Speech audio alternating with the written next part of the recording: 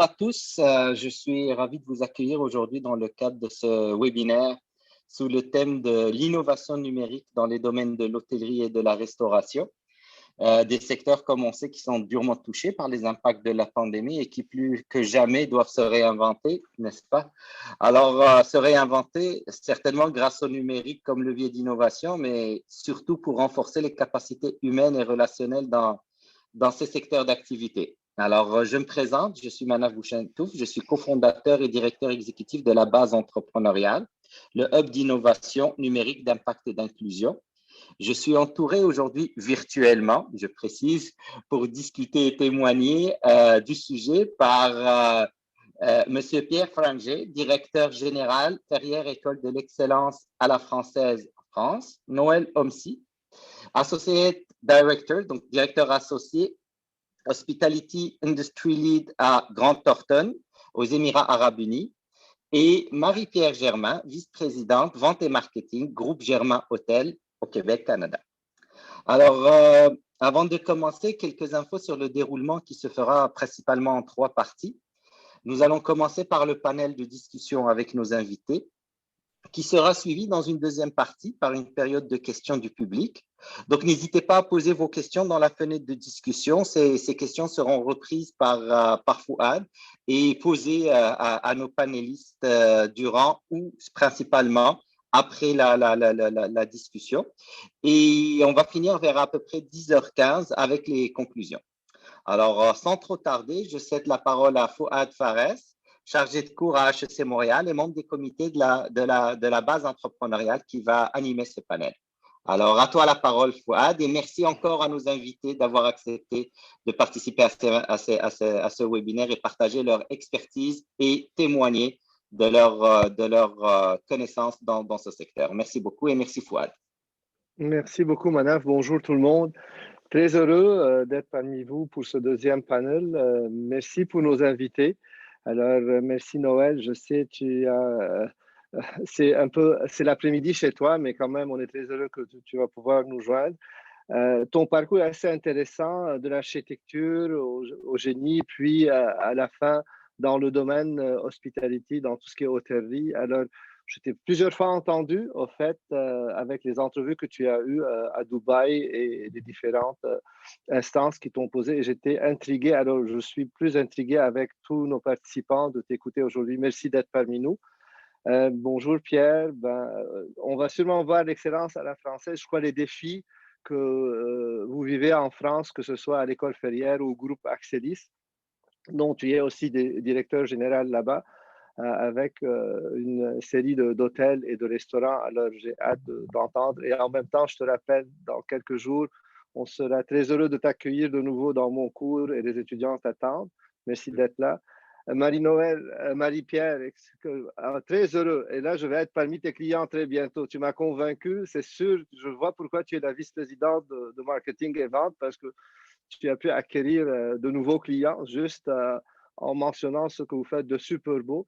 Mais on sait aussi les défis au Québec, au Canada sont différents. Ils sont là, ils sont présents.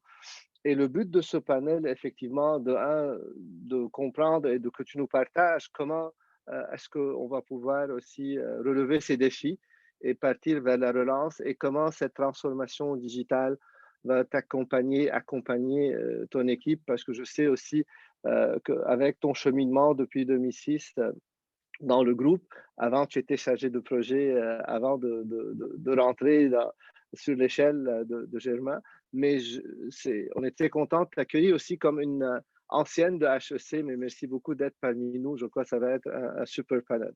Et on va commencer du Far East, je dirais. On va commencer de Dubaï avec Noël aujourd'hui. Noël, tu sais, je t'ai plusieurs fois entendu sur le portrait économique et la situation mondiale du secteur d'hôtellerie, mais j'étais intrigué de t'entendre comment ça fonctionne, au fait, comment ce secteur a réagi à la crise au Moyen-Orient et à Dubaï. Peux-tu nous partager, s'il te plaît, tes idées et surtout le portrait qui est là? Oui, bien sûr. Bonjour tout le monde. Bonjour Fahad, bonjour Manaf. Merci de m'accueillir avec vous sur ce panel. Je suis très contente. En fait, je suis à Beyrouth. Je passe une semaine ici avec la famille, mais je suis, comme vous l'avez dit, je suis basée à Dubaï. Il est 4 heures de l'après-midi ici. Et avant qu'on commence, je dois quand même vous donner un avertissement. Je ne travaille pas avec la langue française. Alors, il se peut que je fasse des fautes ou bien je saute à l'anglais à certains moments et je vous demande de m'excuser si je le fais. À propos du portrait de la situation mondiale et à Dubaï, on sait très bien que le secteur du tourisme et de l'hôtellerie est l'un des plus durement touchés par la crise du Covid. Et à cette date, personne ne peut prévoir la sortie réelle de cette crise, car il y a toujours beaucoup d'incertitudes externes qui ne sont pas sous notre contrôle, sous le contrôle du secteur de l'hôtellerie ou des hôteliers. Et il y a quelques paramètres, par exemple, qui sont plus particulièrement difficiles à anticiper, comme la durée du confinement dans plusieurs pays, comme l'efficacité des vaccins, comme le pouvoir d'achat qui est en baisse maintenant, le retour des clients des affaires qui, d'ailleurs, moi, personnellement, je ne pense pas se rétabliront complètement de cette crise. Il y a aussi l'ouverture des frontières et bien sûr le retour des touristes internationaux. Alors que la situation mondiale n'est pas tellement claire, on espère assister à une bonne saison estivale. On entend parler de l'Europe qui se prépare à une ouverture des frontières cet été. Il y a la Grèce qui ouvre les frontières, je pense, le 17 mai, mais on ne sait jamais ce qui va se passer. Dans cette partie du globe, le Moyen-Orient, et particulièrement les Émirats arabes unis, ont enregistré l'année dernière le deuxième taux d'occupation des hôtels le plus élevé au monde après la Chine, à 55% avec à peu près 15 millions de clients d'hôtels. Et en effet, cela a été possible grâce au déconfinement qui est arrivé plutôt tôt par rapport au reste du monde, et aussi le fait que le pays était ou bien est resté ouvert tout au long du second et du troisième confinement en Europe, ce qui a permis une forte arrivée de touristes en provenant d'Europe vers les Émirats. Alors, il est donc évident que la bonne gestion de la crise sanitaire et du déploiement du vaccin a beaucoup favorisé l'économie de Dubaï, qui dépend fortement du tourisme. De plus, le Moyen-Orient ou bien la région the GCC region, la région du CCG, a très bien géré le tourisme intérieur, grâce tout d'abord au déconfinement, comme je l'ai déjà dit, mais aussi grâce au gouvernement et aux pouvoirs locaux chargés du tourisme qui ont conduit des campagnes de marketing afin de promouvoir les destinations locales, ou bien les local destinations, on les nomme, et stimuler l'économie. Et récemment, les Émirats arabes unis ont introduit un visa spécialement pour les personnes qui veulent passer un long séjour aux Émirats et travailler à distance. Et ce qui est assez intéressant, c'est que ce visa donne aussi la possibilité d'obtenir le vaccin. Et moi, personnellement, je connais pas mal de gens qui sont venus aux Émirats pour obtenir ce visa. Ça s'appelle the remote visa. Par contre, au CCG aussi, l'Arabie saoudite n'est toujours pas ouverte aux touristes. En fait, ils ont annoncé l'ouverture pour mi-mai, 17 mai, je pense, dans 10 jours. Et comme c'était interdit aux citoyens de quitter le pays, c'était aussi intelligent de faire une promotion parallèle des lieux touristiques nationaux, ce qui a permis de motiver ces citoyens à voyager localement et à stimuler l'économie. Très intéressant, mais merci beaucoup. Et je crois le mot-clé dans ce que tu viens de nous partager, c'est que c'est les gouvernements des Émirats et saoudiens qui ont promu au fait le tourisme interne. Ils sont venus en aide au lieu peut-être de vous donner de l'argent comme subvention. Ils ont probablement pris cette charge et ils ont pris au fait ce côté-là pour pouvoir aider les entreprises locales. Mais merci beaucoup, Noël. Exactement. Très apprécié. On va continuer avec Pierre. On va arriver en Europe maintenant. On était on était en Asie, on arrive en Europe. Et Pierre, si je me retourne vers toi, on sait l'excellence dans le monde de la restauration et votre signature depuis des décennies, hein? Que ce soit à l'école, que ce soit à Groupe Axelis. Mais comment vous avez navigué dans cette vague de COVID-19 durant la dernière année ou 15 mois déjà presque? Tout d'abord, merci Fouad pour ton invitation. Merci à Manaf aussi. Bonjour à toutes et à tous. Je suis très heureux de partager ce moment avec vous et d'avoir cet échange. Pour répondre à ta question, Fouad, c'était au début, le constat était très clair, très net, mais aussi très brutal pour nous en France et surtout pour le groupe. Si tu veux, tout de suite, c'était la fermeture, en tout cas dans le groupe, de 6 restaurants, la fermeture de 2 hôtels, dont un qui était prêt pour une ouverture à Barcelone, qu'on était obligé de décaler, donc on va ouvrir là le 11 mai. C'est 7000 m² d'événementiel qui étaient complètement à l'arrêt, une plateforme de sales and marketing à l'arrêt, 300 collaborateurs chez eux, 2 écoles à faire fonctionner, donc l'école que tu connais, l'école Ferrière, l'école de l'hospitalité, donc il fallait dynamiser, réorganiser, restructurer les cours, être avec les étudiants. La relation avec les fournisseurs, la relation avec les partenaires qu'il fallait maintenir et surtout les clients. Donc c'était vraiment, si tu veux, pour tout cela, on a travaillé sur 4 priorités, vraiment dès le premier jour. La première, et c'était pour nous la priorité numéro 1, c'était la santé, la réactivité et la solidarité. Et je pense que c'est ça qui nous a permis, je pense, à toute la communauté de Ferrière et du groupe de tenir jusqu'à aujourd'hui, parce que c'est vrai que depuis le début, cette réactivité par rapport à ce que Noël a évoqué tout à l'heure, par rapport à l'incertitude, le flou qu'on avait au quotidien. Et donc, il fallait prendre des décisions très rapides pour pouvoir maintenir les choses. En deux, nous avons opté, la priorité numéro 2, nous avons opté pour la formation de nos collaborateurs pendant cette période-là. Plus de 1500 formations sur le management, sur l'hygiène, faite depuis des mois. On a mis une structure en place, notamment dans le cadre du FNE en France. Et donc, nous avons mis en place ces formations. Le COMEX s'est réuni et nous avons pris le choix de la priorité numéro 3, c'était de lancer 6 chantiers de rénovation. On s'est dit, bon, on ne peut pas travailler autant que nous allons profiter pour rénover l'hôtel Paxton de 232 chambres. Nous allons continuer le travail sur le Paxton Barcelone et donc là, on est prêt pour ouvrir. Nous allons construire une boulangerie-pâtisserie qui va s'appeler Madeleine by Ferrière. Nous allons construire le nouveau bâtiment de l'école 89, l'école du numérique et du digital. Je reviendrai tout à l'heure pour vous expliquer pourquoi.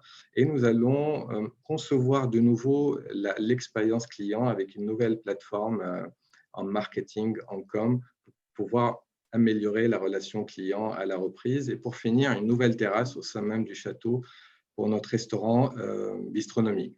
Et la dernière priorité, c'était vraiment de continuer la réflexion ensemble avec les équipes, de se réorganiser.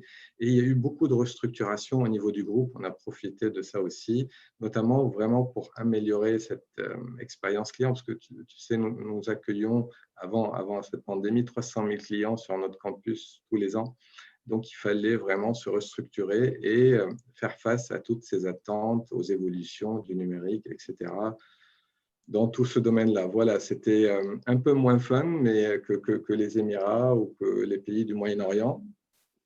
Mais je suis heureux qu'on arrive à ce stade où on commence, ce que je disais à Manaf tout à l'heure, on commence à sentir vraiment une odeur de positivité et de reprise, en tout cas, que tout le monde attend, les étudiants, les parents, les clients, les collaborateurs. Voilà.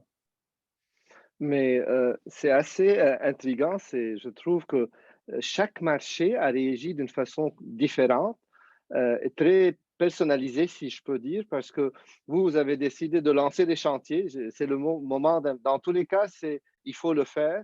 Et peut-être c'est plus facile de le faire maintenant, parce que la relance va venir, quel que soit X, mais quelle relance, c'est ça qui était les grands points d'interrogation, je crois, partout au monde, pas juste en France ou aux Émirats. Je suis sûr que Marie-Pierre, aussi de ton côté, vous avez vécu cette réflexion. Alors, quelle appréciation faites-vous de l'état du secteur de l'hôtellerie au Québec, au Canada, avant et pendant la pandémie? Est-ce que on va commencer avec cette mini première question, mais en tout cas, je vais donner toute la question, mais tu vas prendre ton temps de nous. La deuxième partie, c'est comment la situation actuelle a-t-elle affecté vos activités et comment vous avez pris pour surmonter les contraintes, surtout reliées à la pandémie? Parce que c'est sûr, chez nous, c'était un peu différent. C'était aussi peut-être brutal qu'en France, mais d'une autre façon.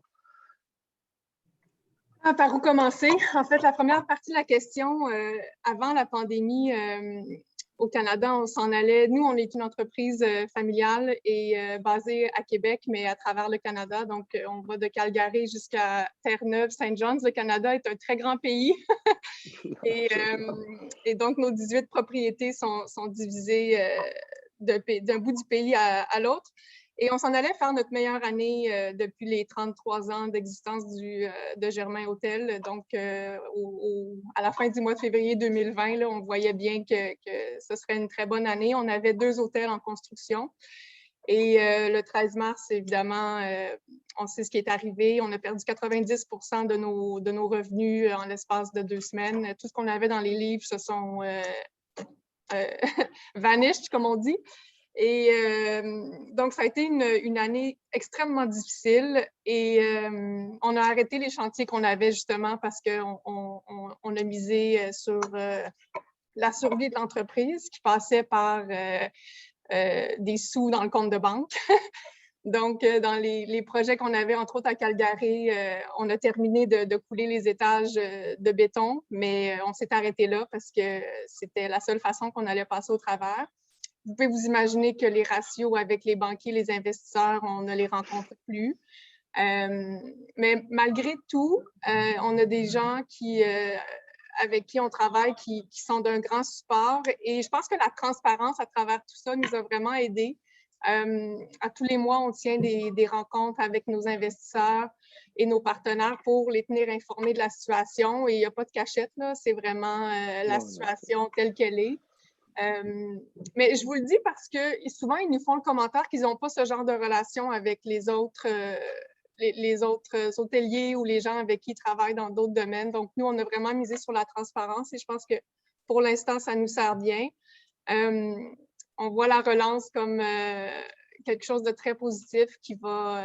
moi, je pense que ça s'en vient. Là. J'y crois énormément. Je pense qu'on a fait la démonstration dans les derniers mois que le virtuel fonctionnait, que le Zoom était une façon de fonctionner, mais je pense qu'au niveau de la performance, on n'y est pas. Là. Donc, je pense que les gens ont besoin de se rencontrer, que ce soit pour développer de la business ou pour avoir des petits moments créatifs. Je pense que ça nous manque énormément dans notre quotidien. Donc, j'y crois et je suis bien consciente que la façon de voyager va changer.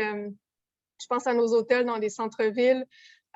Majoritairement, nos hôtels sont des hôtels d'affaires, des endroits comme Toronto, Calgary, Montréal, des centres urbains qui ont été des villes fantômes pendant la dernière année. Mais je pense que les gens vont avoir besoin de se revoir. Puis, ça va prendre une autre façon. Là. Évidemment, les gens ne feront plus l'aller-retour pour aller à New York pour une journée. Mais je pense que les gens vont quand même avoir envie de se rencontrer et de créer des liens avec les collègues. Donc, la façon de voyager va changer. Mais on a vu aussi dans la dernière année l'évolution de la clientèle loisir qui n'était pas nécessairement...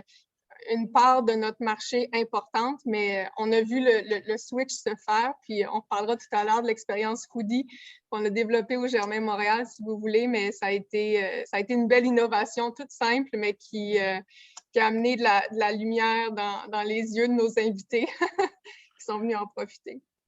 Mais tu sais, tantôt, quand tu as mentionné Vanished, je voyais un David Copperfield devant moi qui est venu, qui nous a tout enlevé partout au monde, que ce soit à Dubaï, que ce soit à Paris, que ce soit ici. Mais c'est clair, c'est vraiment... je comprends les investisseurs qui étaient et les banquiers assez compréhensifs pour deux raisons. Parce que ça nous a touchés tous et toutes partout au monde, c'est pas quelque chose juste au Québec ou en France, où c'est vraiment, et c'est venu subitement, c'était pas quelque chose que je crois que quelqu'un aurait pu prévoir, et on est dans le même bateau, et on va ensemble traverser pour arriver au bon port ensemble, et on n'a pas le choix. Et d'un autre côté, le côté humain, dans l'innovation, j'ai toujours mentionné, j'ai toujours dit que l'innovation, ce n'est pas juste la technologie, c'est le côté humain. L'innovation vient de là. Je disais toujours, ça commence ici, dans nos têtes, dans nos façons d'agir, et puis dans la façon qu'on va interpréter ces actions-là. Oui, surtout pour qu'on puisse faire notre propre métier, qu'on soit banquier, qu'on soit restaurateur, qu'on soit hôtelier, qu'on soit vigneron et autres. Mais la technologie va peut-être nous aider à faire mieux notre profession initiale et garder le côté opération pour des choses qui peuvent maintenant se faire d'une façon plus facile. Mais très intéressant, j'ai hâte d'entendre la suite, Marie-Pierre. Juste pour vous dire, mesdames et messieurs, la série de questions est déjà, la boîte est pleine, mais on est très content. On va les prendre à la fin, juste comme il a mentionné Manaf. On va continuer avec nos quelques questions qui sont préparées pour nos panélistes. Je reviens chez toi, Noël. Alors, croyez-vous que la transformation numérique pourrait être un levier pour au fait, la relance? Et quels sont les modèles d'innovation technologique et économique que vous avez pu observer vous-même? Alors, Fouad, la transformation numérique a toujours été un facteur de croissance pour le secteur de l'hôtellerie et du tourisme. Et il est aujourd'hui un des facteurs clés, si on veut, un des facteurs clés de succès afin de relancer le secteur et d'attirer les touristes qui sont maintenant plus que jamais technophiles et ils cherchent l'efficacité et la connectivité sur tous les touch points ou bien les points de contact avec les hôtels. C'est un français impeccable. Pourquoi tu vas dire que c'est impeccable? C'est quoi ça? J'essaie autant que je peux. Alors, à mon avis, les hôtels doivent placer principalement trois domaines au cœur de leurs priorités. Un, l'engagement numérique. Deux, le big data. Et trois, la connectivité. Je vais expliquer un peu ce que c'est. Les clients s'appuient de plus en plus sur le digital pour rechercher, évaluer, réserver leur séjour. Et maintenir ce lien avec les clients à travers les applications, le site web ou les réseaux sociaux, même avant qu'ils ne réservent leur séjour, permet de les écouter et de comprendre leurs besoins. Et ceci afin de mieux répondre à leurs attentes et enfin de les encourager à voyager plus. Ça, c'est l'engagement numérique. Deux, la relation des voyageurs avec leurs smartphones offre des opportunités aux hôteliers pour collecter des données sur leurs clients à travers le big data. Et grâce à la collecte et à l'analyse des données, on pourrait identifier les causes de dysfonctionnement et les corriger. Et l'objectif est de pouvoir gérer des bases de données de millions de clients en mémoire et de les enrichir afin d'apporter le service personnalisé aux clients et de prédire le futur à travers des signes qu'on peut identifier dans ces données. Vous analysez les comportements de vos clients, de ce que je comprends, pour dire ça le plus, c'est vraiment une analyse du comportement du client, des comportements du client, ce n'est pas juste un seul, avec les données collectées, parce que l'environnement, vous l'avez. Là, vous mettez des points de contact pour collecter la donnée qu'aujourd'hui, vous avez accès avec, comme tu viens de mentionner, le smartphone, parce qu'on n'a plus besoin de mettre des private eyes sur les gens. On prend son téléphone non. intelligent, ça suffit et tout y est. Tout y est, exactement. Et à travers, le plus important, c'est les loyalty programs aussi, où on peut collecter ces données. Et ça, c'est le big data. Et puis, quand on parle de la connectivité, ou on veut dire the Internet of Things, ou bien, je ne sais pas c'est quoi en français. Non, c'est bon, l'Internet des objets. L'Internet des objets.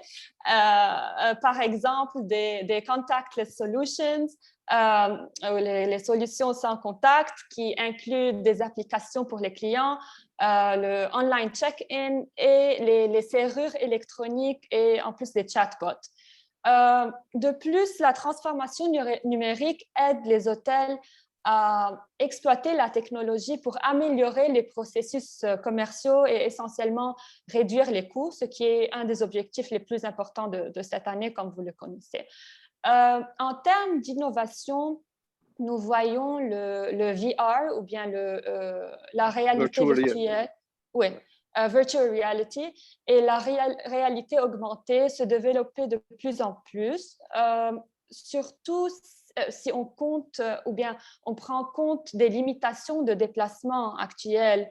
Ce domaine connaît une croissance accélérée.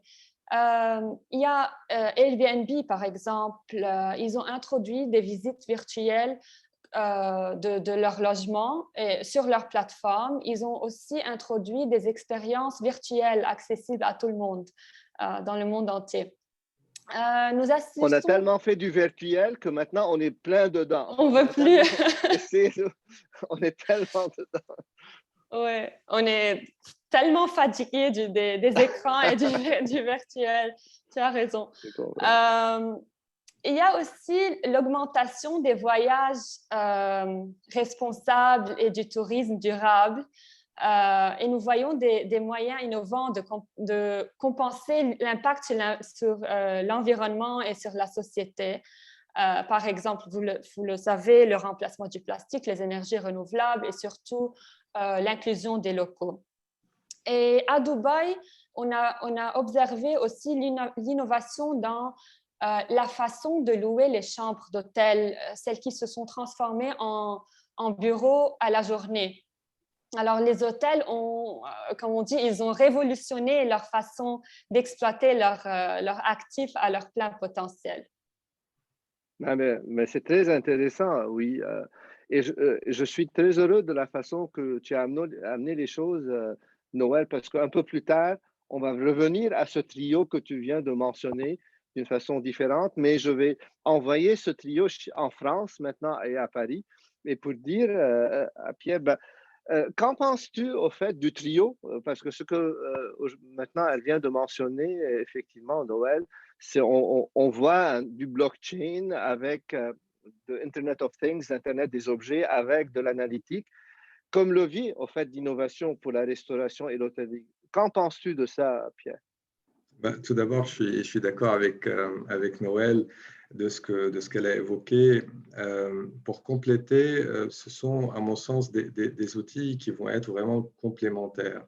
À mon sens, l'humain reste le centre, si tu veux, en termes, surtout pour moi, en termes d'interaction avec le client et cette intuition que l'humain a, cette intuition avec le professionnalisme envers le client. Toutefois, Fouad, nous échangeons, tu le sais, beaucoup avec les professionnels, avec les partenaires dans l'éducation, dans les métiers de l'hospitalité. Et ces outils, certes, ont amélioré, améliorent aujourd'hui et vont beaucoup améliorer notre quotidien en termes de marketing, en termes de gestion, en termes de pilotage. Et je pense que ce sera toujours pour une meilleure information avant l'expérience client, pour une meilleure expérience client pendant, et surtout pour une meilleure performance par la suite. On a évoqué le sujet tous les deux pour toute la partie pilotage, reporting, analytique. Donc, si tu veux, je pense que c'est un plus pour le parcours client, mais il reste encore beaucoup de choses à faire. Je trouve que de temps en temps, la mise en place, elle est un peu lente. On a tous envie d'aller très vite dans l'installation et l'implémentation de ce genre de choses. mais on est souvent pris par le quotidien, par l'opérationnel, parfois le manque de conseils, et surtout que parfois c'est mis en place, il faudra qu'on forme les équipes. Mais dès que ça c'est fait, si tu veux, je pense qu'on va aller dans une période qui va être un peu plus pratique et plus facile par la suite. Mais effectivement, Pierre, l'humain est dans le cœur de tout ça parce qu'aujourd'hui, tu peux installer un logiciel rapidement, tu peux installer des sensors rapidement si tu veux. Tu peux acheter l'ordinateur le plus puissant, si je peux dire, pour un big data, un grand serveur. Mais si l'humain n'est pas là, il n'est pas prêt au changement, il n'est pas accompagné, formé, et il faut qu'il soit partenaire parce qu'on sait bien la résistance aujourd'hui au changement, elle est là depuis que l'humain et même avant était là. Et c'est la seule chose que je dis toujours, la seule chose qui n'a pas changé depuis l'existence, notre existence, c'est le mot changement. Mais à part ça, tout change. Alors, l'humain est dans le cœur de tout ça. Mais une fois qu'on démontre que, un, c'est un partenaire et deux, c'est pour notre bien en tant qu'humain qu'on va laisser les tâches répétitives à quelqu'un d'autre, au fait, à notre intelligence. Et comme Noël a mentionné, on a tellement collecté des données pendant le dernier siècle, je dirais, ce n'est pas juste les 50 dernières années, parce que le premier algorithme qui a été écrit, c'était en 1805, ce n'est pas en 1950. Le premier algorithme qui est la base des statistiques aujourd'hui et de l'intelligence artificielle, c'est quelque chose qui date des siècles et non pas juste d'une dizaine d'années. Mais très intéressant, merci Pierre. Je reviens vers toi, Marie-Pierre. On sait tous, le groupe Germain s'est imposé comme un exemple et une référence dans le domaine de l'hôtellerie et en innovation dans ce secteur, et notamment au Québec et au Canada, bien avant l'avènement de la pandémie. Mais pourriez-vous nous partager votre expérience en innovation dans ce secteur? Parce que la façon que vous avez, moi je connais, construire des hôtels et aller chercher de nouvelles clientèles, surtout l'expansion dans tout le Canada, était vraiment quelque chose de super intéressant. Et je suis sûr que les technologies numériques ont constitué un levier pour vous aussi avant l'effet de pandémie. Alors, comment voyez-vous ça pour relancer la croissance dans le groupe Germain partout au Canada? Mais d'abord, vous avez raison, l'innovation fait partie de nos valeurs depuis les tout débuts. Et quand j'entends innovation, j'entends pas juste technologie, données. Absolument. On a été les premiers à construire des douches au lieu des bains dans les hôtels. Et pour moi, c'est une grande innovation. D'ailleurs, nos investisseurs sont partis en courant en disant que l'hôtel ne pourrait pas fonctionner à ce moment-là parce qu'il n'y avait pas de bain. Donc, l'innovation a vraiment fait partie de qui on est depuis les tout débuts. Puis, je suis tellement d'accord avec ce que Pierre vient de dire. L'humain est au cœur de nos, pas juste de nos préoccupations, mais je pense que dans notre entreprise, dans notre industrie, je pense que c'est l'humain qui fait la différence et c'est grâce à nos équipes, aux gens autour de nous qui accueillent nos invités à chaque jour qui font qu'on est capable de faire ce qu'on fait aujourd'hui. Donc oui, la technologie est importante, elle doit être au service de nos invités, mais elle ne doit pas être qui motive les décisions parce qu'à un moment donné, on s'y perd. Je pense que c'est important de considérer les différentes nouvelles technologies qui s'offrent à nous. Il y a un coût qui est à ne pas négliger non plus. Puis, à un moment donné, on vient qu'on ne sait plus vers quoi se pencher parce qu'il y a tellement de différentes offres. Et on en parlait un petit peu plus tôt cette semaine, l'hôtellerie est tellement complexe. C'est une des industries qui est la plus complexe. Le nombre de systèmes que j'ai dans mon hôtel, comparé à une autre industrie, ça ne se compare pas. Et ça, souvent, on l'oublie. On pense que un hôtel, c'est simple, on accueille des gens, puis c'est simple. C'est accueillir des gens, puis le lendemain, on recommence, puis et ainsi de suite. Mais on a tellement de systèmes qui rentrent en ligne de compte. Et pour être certain que les technologies qu'on introduit fonctionnent, ça prend beaucoup de connaissances et je vous donnais l'exemple d'une industrie totalement différente, mais 90% par exemple des compagnies d'assurance sont gérées par un même logiciel. Pour l'industrie hôtelière, ce logiciel-là a 16% des hôtels dans le monde. Et le deuxième plus important en a 3. Donc, quand on essaie de se connecter à ces logiciels-là, par exemple, c'est interminable, là, on n'en vient plus à bout. Ça devient vraiment très, très complexe de développer des solutions technologiques. Ce qui ne veut pas dire qu'on ne le fait pas. Je pense à les enregistrements sur les téléphones cellulaires, la façon d'ouvrir les portes maintenant avec les téléphones cellulaires. On ne s'arrête pas justement à nos systèmes. Je ne veux pas dire qu'on est dogmatique dans ce sens-là, mais ça demande beaucoup d'intégration, beaucoup de formation. Puis il ne faut pas oublier que la formation du personnel, il faut la prévoir. Puis le montant d'argent du logiciel, il faut prévoir le même montant d'argent en formation. Puis ça, souvent, Même les plus. gens... déjà, prévoir le même montant, c'est énorme. Là. On pense qu'on va implanter un système, puis ça va marcher tout seul. C'est pas comme ça que ça fonctionne. Très intéressant, mais merci Marie-Pierre. Noël, je retourne vers toi. Quelles sont les actions prévues afin de relancer ce domaine? Penses-tu qu'il y a des stratégies universelles ou ceci va vraiment dépendre de la région? Par exemple, il y aura une version Moyen-Orient, une version, disons, Far East, une version Australie, une version européenne, une version nord-américaine. Qu'en penses-tu de ça, s'il te plaît? Alors, maintenant, nous assistons à des développements dramatiques, si on veut, dans certaines régions, comme en Inde. Mais la situation mondiale commence à s'améliorer. Nous ne sommes plus durant la phase de gestion de la crise. Nous étions au plus bas l'année passée et même au début de cette année, mais heureusement, on commence à se tourner vers l'avenir. Pourtant, on estime avoir besoin de 24, même 36 mois pour retrouver les niveaux mondiaux de l'année 2019. Et je parle des niveaux du nombre de voyages, mais aussi de taux d'occupation et de prix moyen des hôtels. Alors, nous envisageons un certain ordre de reprise en termes de récupération. D'abord, le tourisme national ou intérieur, puis les voyages régionaux et enfin les voyages internationaux. À propos des stratégies universelles. Tout d'abord, la relance du secteur dépend beaucoup de la récupération de ces voyages, les voyages régionaux et internationaux, et donc de l'ouverture des frontières. Nous nous attendons à l'ouverture des travel corridors, ou bien les couloirs de voyage entre des pays qualifiés de sûrs avant de revenir à la normale. Et ça a déjà été le cas entre, par exemple, les Émirats arabes unis et le Royaume-Uni, mais celui-ci a été fermé à cause de l'augmentation des cas. Maintenant, on a un couloir ouvert avec la Suisse, je pense, la Grèce et quelques autres pays.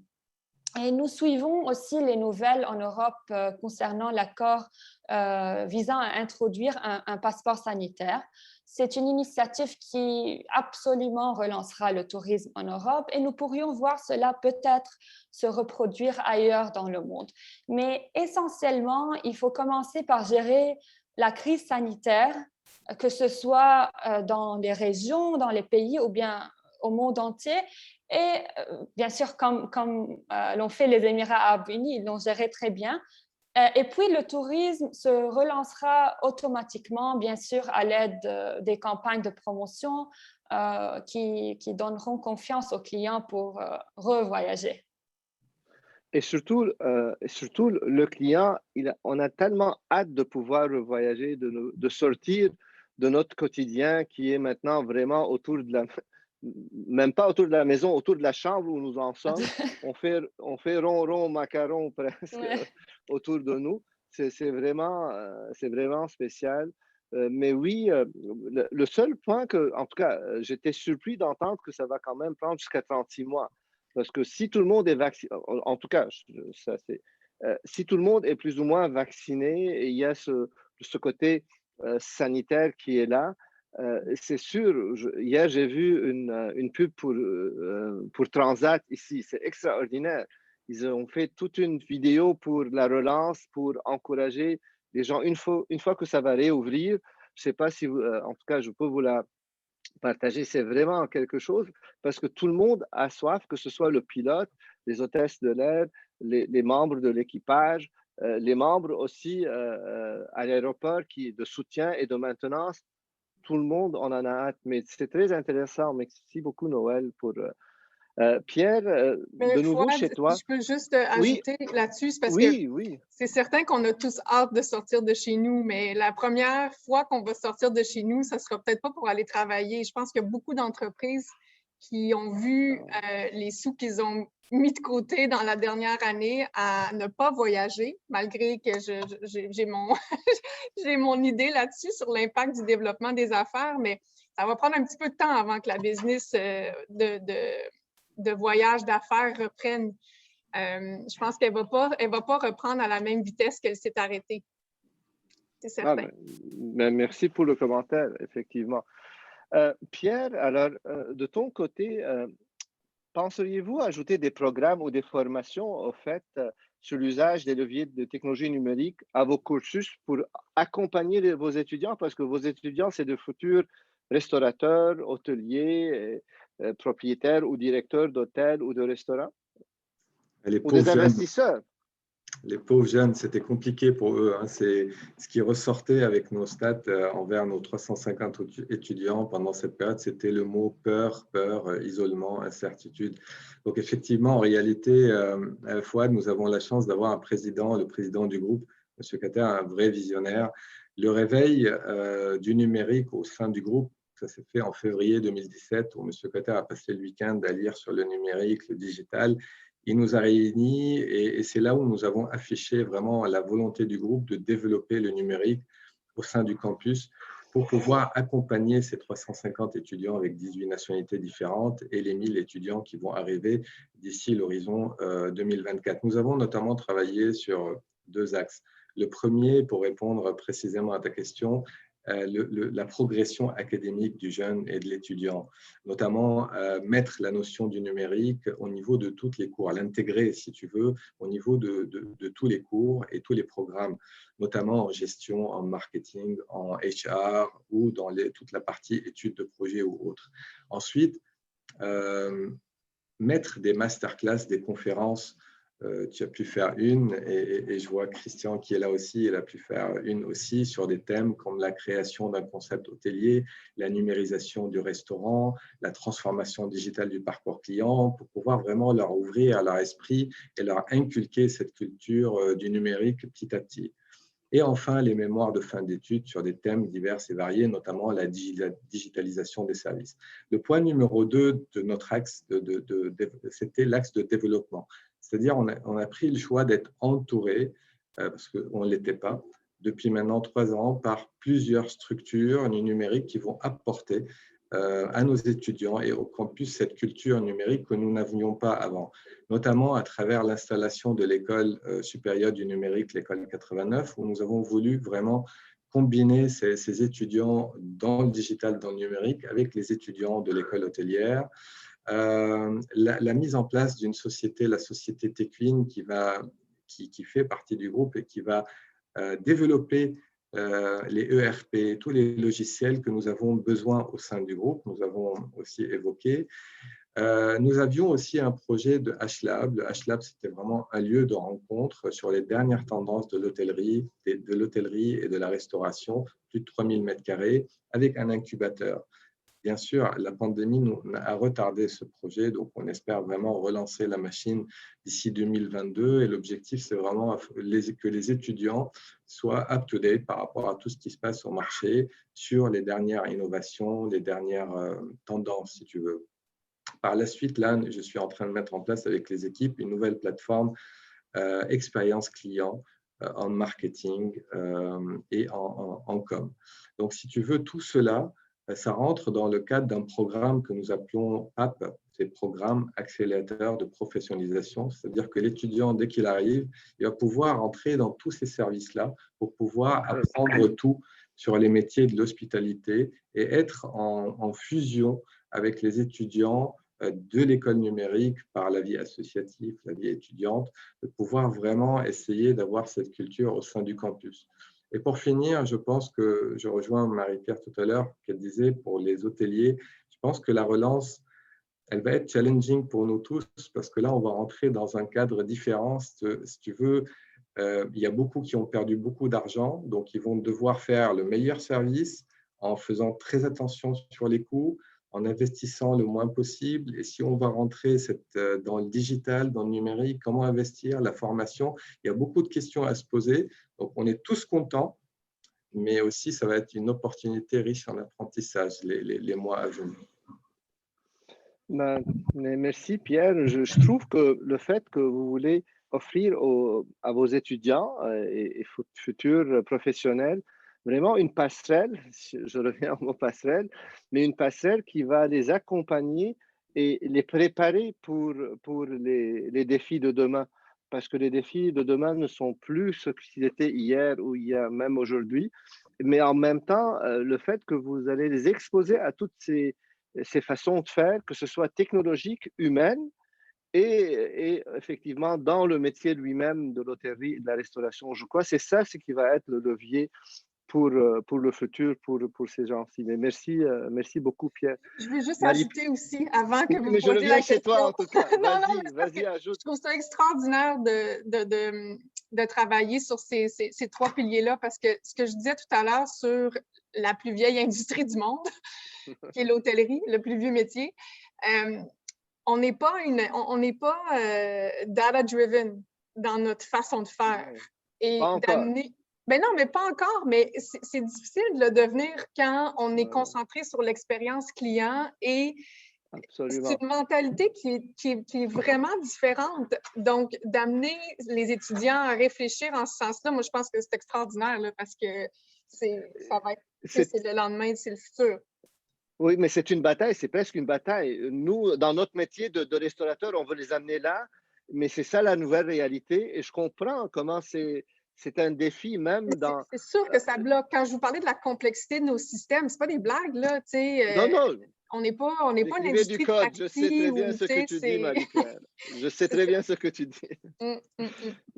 Mais très pertinent. Merci beaucoup pour tes commentaires, Marie-Pierre. J'apprécie beaucoup et je suis sûr que tout le monde autour avec nous apprécie ces commentaires-là. Dernière question pour toi. Quelles seraient, selon toi, les pistes d'action à entreprendre à court ou moyen terme dans ce secteur-là pour assurer une relance effective et rapide? Ben, je pense que ça vient compléter ce que je disais, en fait. C'est vraiment de miser sur nos piliers d'expérience client, mais aussi d'intégrer des technologies. Puis, tu sais, j'ai l'air de dire qu'on n'a pas l'intention de le faire. C'est pas ça que je dis. Sauf qu'on a une industrie qui est complexe.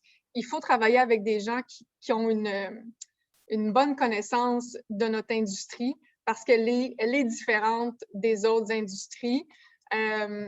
Puis souvent, on a tendance à aller vers, parce que évidemment, là, les enjeux de financement vont revenir. Donc, des fois, le moins cher n'est pas nécessairement le mieux.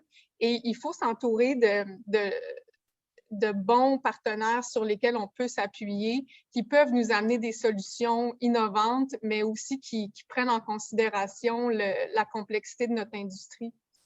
Et, je veux faire un petit pont sur ce que Noël a dit tantôt, et parce que j'ai ouvert la porte à Pierre, il ne l'a pas prise, mais je vais te l'ouvrir à toi.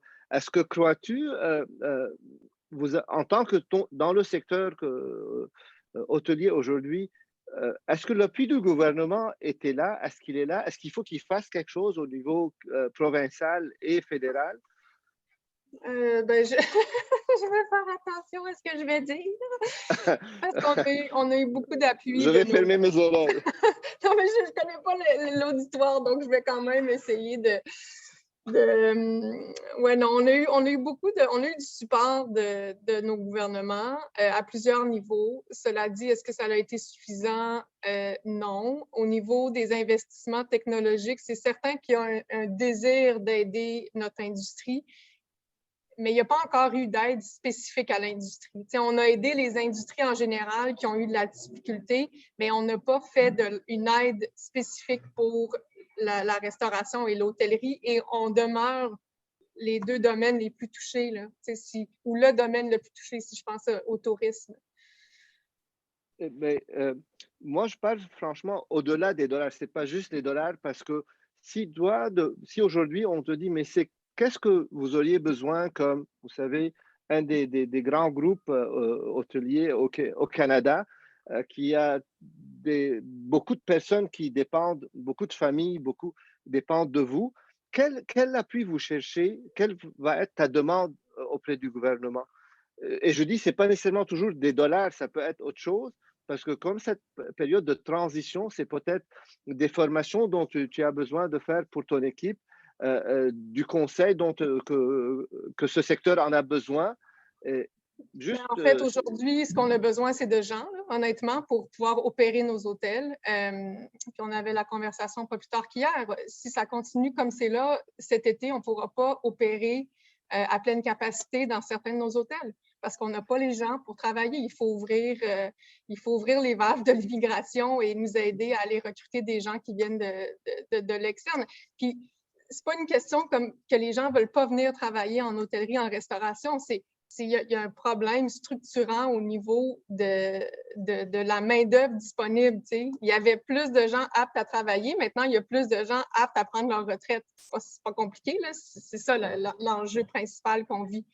C'est pas un enjeu de technologie, là. C'est un enjeu de choix. Absolument. Mais, pas... Non, je ne sais pas comment on va faire pour arriver à la relance avec le manque de la pénurie de main-d'œuvre qu'on vit actuellement.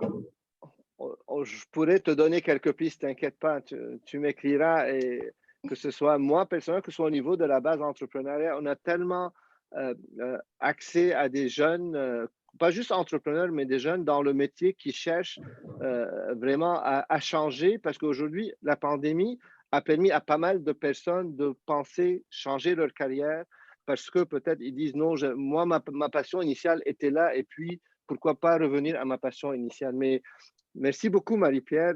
Je vais, si je dis clore cette partie-là, avant d'ouvrir, il y a vraiment une tonne de questions. Je vais rapidement juste montrer un exemple que merci, Pierre, pour nous avoir permis de se connecter vers toi, et pour vous dire que des fois, la technologie peut être, quand le besoin d'affaires, et on sait très bien ce qu'on cherche, et comme Noël a mentionné, aujourd'hui, il y a des connecteurs, il y a des sensors qui sont là, qu'on le veuille ou pas. C'est juste pouvoir profiter de ça. Et je vais montrer un petit exemple qui combine ce que vous venez de partager tantôt. Alors, je vais partager mon écran avec vous et aller rapidement. Est-ce que, Gabriel, peux-tu me donner la chance de partager quelque chose avec tout le monde?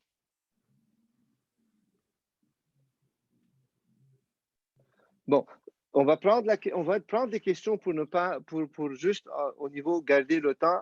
OK, maintenant je vais pouvoir le faire. OK, c'était rapide. Alors, on va faire ça rapidement.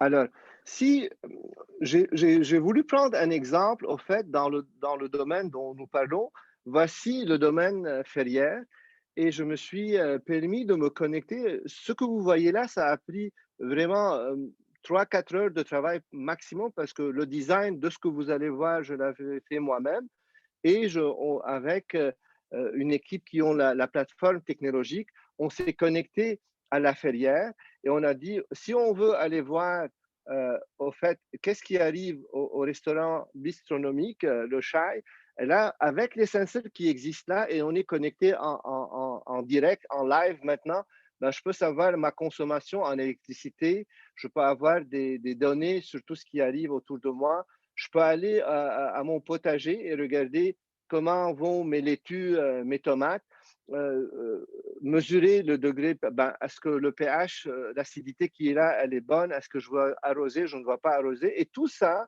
c'est des choses, je peux aller à mon vignoble, voir mon raisin rouge et mon raisin blanc au niveau du vin que je vais produire, et voici, maintenant, ici, à 60 km la vitesse de vent actuellement à Ferrières, Et en tant que restaurateur ou décideur, j'ai un tableau de bord qui va m'accompagner de faire des tâches opérationnelles d'une façon et prendre des décisions, parce que tout ça qui va me permettre, voici, j'ai un tableau de bord qui résume toute en fait, mon entreprise. Alors, c'était juste ça pour clore ce panel. Merci beaucoup pour tous. Là, on ouvre pour les questions et comme j'ai mentionné, on a une grande série de questions. Alors, je vais commencer et je crois que ça va aller vers toi, Noël, parce que là, c'est pour les Émirats arabes unis. Les Émirats arabes unis ont rouvert leurs frontières en juin 2020. C'est une stratégie contrôle, mais qu'est-ce qui est-il des pays voisins qui ont conservé les restrictions? As-tu un commentaire sur ça? Alors, j'ai déjà dit que l'Arabie saoudite est toujours fermée aux touristes. Ils ont annoncé l'ouverture pour le 17 mai. Mais ce que ces pays ont fait était de promouvoir les destinations locales. Ils ont fait ça en parallèle. Alors ça a aidé la stimulation de l'économie et le voyage local ou bien le voyage intérieur, comme le nom. Est-ce que vous auriez des informations sur le taux d'emploi et de chômage actuellement aux Émirats arabes unis? C'est une des questions que nous avons reçues. Oui, it's a tricky question. Alors, c'est pas moi qui l'a posé. Les Émirats arabes unis, c'est un pays assez spécial parce que les nationaux, ou bien the Emiratis, font à peu près 2 millions. Et puis, il y a les 5 millions d'expatriés. Il faut comprendre que pour pouvoir vivre aux Émirats, on a besoin un visa de travail ou bien un visa de famille pour les employés. Et c'est pour cela que le chômage est à peu près à zéro aux Émirats. Et on n'a pas de data sur ça. C'est bon. Vous n'avez pas de sensors connectés pour ça, pour que vous puissiez récolter l'information. I wish, non.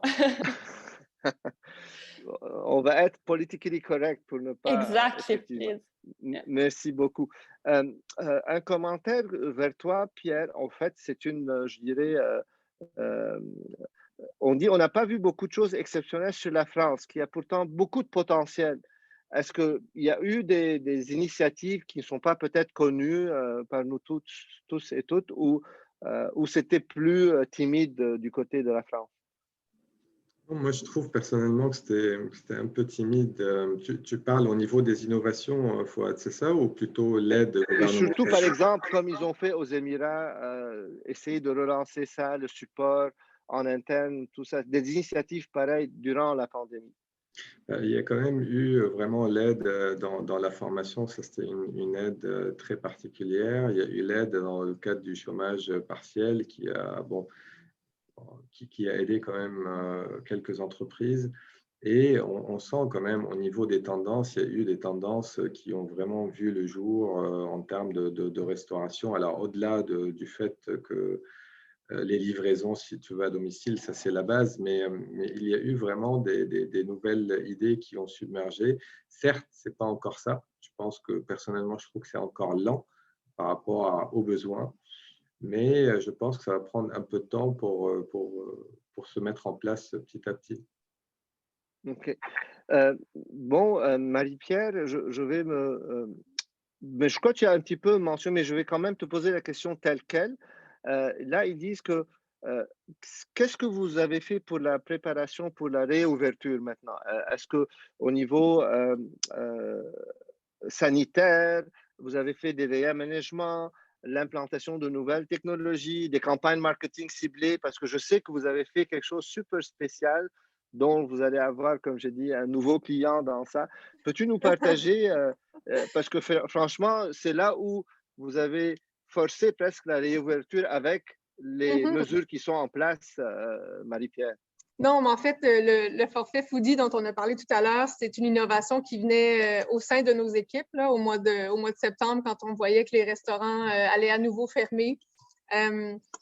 On a réaménagé la chambre dans l'hôtel. Puis je souriais tantôt quand Noël parlait des bureaux qu'on a aménagés dans les chambres. Puis on a fait la même chose au Canada. On en a parlé. Les gens ont beaucoup aimé l'idée, mais il n'y a pas beaucoup de gens qui en ont profité. Donc, ça a fait jaser, mais malheureusement, ça ne s'est pas transformé en revenu chez nous. Par contre, le forfait gastronomique a eu beaucoup de succès. Et les gens sont venus profiter d'un repas, 4-5 services dans le confort d'une chambre où ils passaient la nuit, puis le lendemain matin, il y avait le petit déjeuner. On a comme revampé toute l'offre de services aux chambres. Auparavant, je pense que manger dans sa chambre, c'était quasiment une punition, là. Tu arrivais de l'avion, tu débarquais fatigué, puis tu avais juste le goût de manger un bon repas réconfortant, mais c'est devenu une expérience vraiment intéressante. Puis tout récemment, avec l'Orchestre métropolitain de Montréal, on a organisé leur événement bénéfice. Donc, il y a eu plus de 100 chambres qui ont été utilisées. Évidemment, tout ça dans le respect des règles sanitaires, évidemment, mais la soirée se déroulait dans la chambre avec le repas gastronomique et on voyait la lumière dans les yeux des employés et des invités qui sortaient, qui revenaient au centre-ville. Finalement, il y a des gens qui m'ont dit, tu sais, c'est la première fois en 1 an que je mets les pieds au centre-ville. Tu sais, oui, la crise a vraiment eu cet impact-là sur les gens. C'est pour ça que, tu sais, quand Noël parlait du 36 mois avant que ça revienne à des niveaux qu'on connaissait avant, cette crise-là a affecté les gens vraiment de façon différente. Il y a des gens qui osent sortir, puis d'autres qui vraiment ne l'ont pas fait, là. Donc, l'anxiété a comme eu un impact différent sur différentes personnes. Merci Marie-Pierre. Encore une question. Je vais retourner vers toi, Pierre, parce que on dit la réouverture prochaine des restaurants en France sera un vrai challenge pour réussir à faire revenir leurs employés qualifiés ou faire monter en compétence leur staff existant. Il y aura forcément un impact qualité et expérience client sur le service et peut-être les produits. Pouvez-vous partager les stratégies mises en place pour qualifier les coûts, la qualité des produits et du service proposé? C'est une très très bonne question. C'est effectivement le sujet des jours qui sont en train d'arriver et nous sommes en train de préparer ce plan d'action. Nous sommes en train d'impliquer nos chefs de département, nos chefs de service. Si tu veux, le challenge aussi numéro 1 pour je pense que Marie-Pierre l'a évoqué tout à l'heure, c'est le personnel opérationnel. Moi, j'ai la moitié qui ont énormément envie de reprendre cette activité passionnante et d'autres qui ont du mal à reprendre une activité parce qu'ils étaient à la maison, parce qu'ils ont trouvé d'autres occupations. Donc, il va y avoir certainement un challenge au niveau de la main-d'œuvre. Alors, au niveau fournisseur, personnellement, et donc quand je discute avec les chefs, il n'y a pas de souci par rapport à ça en termes de qualité de produit, en termes de service. Là, je parle cuisine. Mais je pense que là où on va avoir un peu de challenge, ça va être vraiment de faire face. Je vais te donner un petit exemple. Fouad, tu sais, on n'est pas encore sûr de pouvoir ouvrir les terrasses le 19 mai. Alors, mes équipes, ils ont fait une bêtise et on a laissé, donc quand le président a annoncé l'ouverture, on a laissé par inadvertance les systèmes de booking ouverts. En fait, le lendemain, on est arrivé, on était complet le week-end de l'ouverture. Donc, on était obligé d'appeler les gens. Ça veut dire que les clients ont juste une hâte, c'est de revenir et revenir pour… Mais là où il faudra qu'on soit prêt, c'est au niveau opérationnel.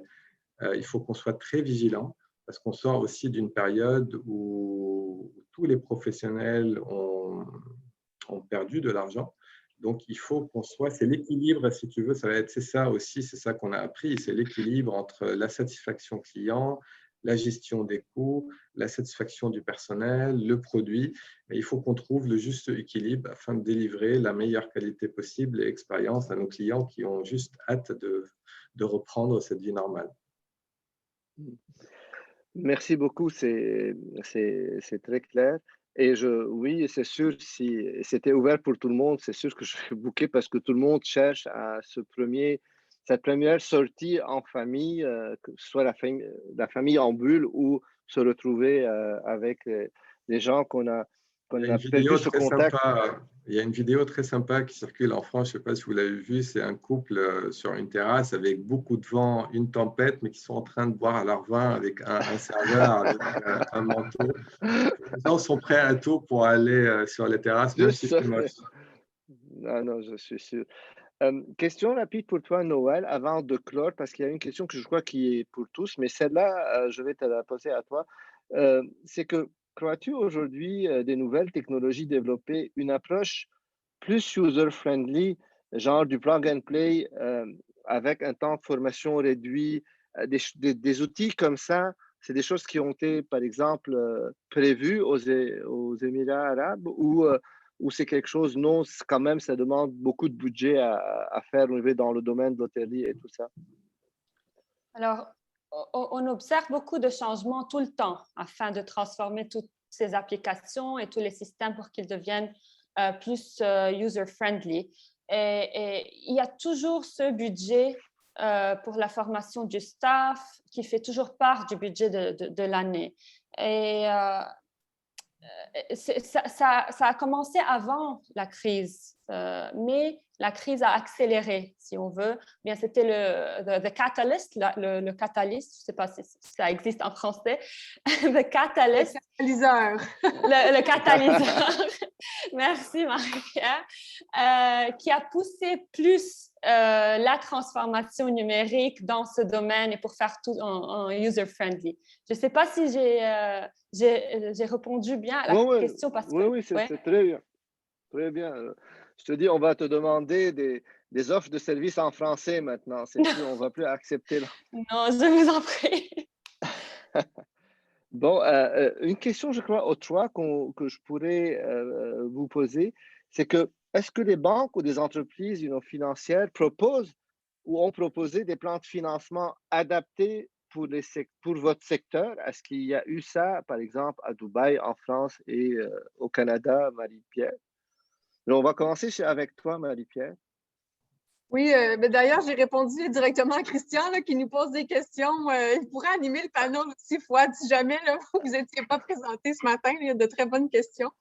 Oui, j'essaie de prendre, ce sont ces questions que je prends en tout cas. Non, c'est parfait. Oui, on a des prêts qui ont été octroyés. En fait, ce qu'ils ont fait au départ, ils ont permis aux hôteliers de s'endetter davantage. Je pense que ce qui est important de dire, c'est qu'on était déjà très endettés. On n'est pas... la dette, pour nous, c'est pas une nouveauté. Là. On travaille avec la dette parce qu'évidemment, nos hôtels... entre autres, nous, on est propriétaires de nos établissements et des murs et de tout ce qui vient avec. Donc, on était déjà très endettés et ce qu'ils nous ont permis de faire, c'est de le faire encore plus. Et il y a un pardon qui va être offert au terme du remboursement. Donc, c'est pas de l'argent dans nos poches aujourd'hui pour opérer au quotidien, mais éventuellement, ça va nous donner un petit peu d'oxygène à terme. Regardez, je crois que, dernier commentaire, j'imagine vous avez quand même anticipé, vous trois, si je peux dire, les questions qui vont venir avec les clients qui arrivent, hein, parce qu'ils vont poser beaucoup de questions. Est-ce que le côté sanitaire, est-ce qu'ils vont demander de visiter les cuisines peut-être? Est-ce qu'on va mettre des barrières maintenant dans les restaurants / hôtels? Comment préparer? Et ça, c'est ma dernière question avant de rendre la main à mon cher Manaf. Mais est-ce que ce sont parmi les choses que vous préparez à répondre plus tard ou vous avez déjà mis en place des mesures comme ça? Je réponds. Oui, vas-y, on va commencer chez toi. Nous, il y a deux axes. Au niveau école, c'est vrai que depuis le début, nous avons nommé une référente qui était la garante, si tu veux, de cette discipline sanitaire pour la sécurité de tout le monde. Après, nous avons évoqué en réunion avec les chefs, notamment pour vraiment la mise en place si tu veux, l'objectif pour nous, c'est d'éviter que le client pose la question, mais de le rassurer à tous les niveaux en termes de communication en avant, au niveau de son arrivée à l'hôtel, et vraiment qu'il se sent rassuré au maximum par les procédures qui doivent être mises en place pour respecter la règle de tout le monde. Merci beaucoup, Pierre. Noël, as-tu quelque chose à ajouter sur ce sujet-là? Oui, je voulais dire que le plus important pour nous, ce n'est pas la réalité, c'est ce qu'on appelle the guest perception. Ça veut dire le client veut nous voir, je ne sais pas, cleaning ou bien disinfecting the surfaces devant lui. C'est la perception du client. C'est la perception, exactement. Et ça, c'est plus important de gérer que l'hygiène réelle, si on veut. Merci, Noël. Marie-Pierre? Oui, mais il faut aussi savoir que nous, on n'a jamais fermé. Hein. On a suspendu les opérations de quelques-uns de nos hôtels, mais on est resté ouvert à travers la crise. Donc, toutes ces mesures-là sont déjà en place. Et effectivement, là, je seconde ce que vous dites, Pierre et Noël, c'est dans la perception. Puis, c'est drôle parce qu'on a toujours été quand tu es dans l'hôtellerie, tu nettoies, ça fait partie de ton quotidien. Mais maintenant, on le fait devant les gens beaucoup plus qu'avant. Et puis, c'est pour rassurer, effectivement, mais on ne le fait pas plus. On le faisait déjà beaucoup. Mais maintenant, on a les gens qui travaillent durant le jour, qui nettoient les espaces pour que quand les invités arrivent, ils se sentent rassurés et ils ne sentent pas le besoin de poser la question. Mais en tout cas, j'aimerais vous remercier d'avoir pu me tolérer pendant 1 heure presque. Ce n'est pas évident. Merci pour votre patience. J'apprécie beaucoup. Je crois que vraiment votre expérience avant, après et surtout vécu qui a fait le plus de ce panel. Et c'est le cœur de ce panel, c'est de vraiment partager des expériences vécues. Je vous remercie, Noël, Pierre et Marie-Pierre. Merci beaucoup pour votre temps.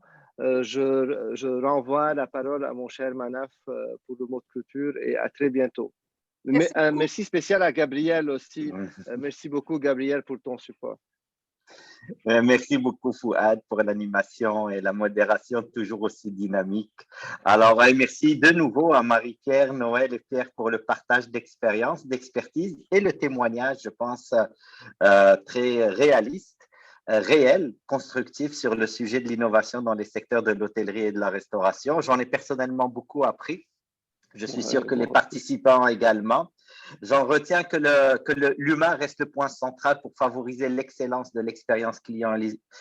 Alors que les outils numériques, d'une certaine façon, vont complémenter et permettre de faciliter cette expérience, mais que cela, il y a toujours un mais, cela requiert de l'accompagnement, notamment en termes de formation, pour l'adoption des innovations, mais aussi pour être en mesure de valoriser les clients à travers ces diverses nouvelles connaissances, que ça peut être, comme l'a dit Noël, par exemple, l'analyse des données, ou encore, comme Marie-Pierre et Pierre l'ont mentionné, bien définir et répondre aux besoins de ces clients.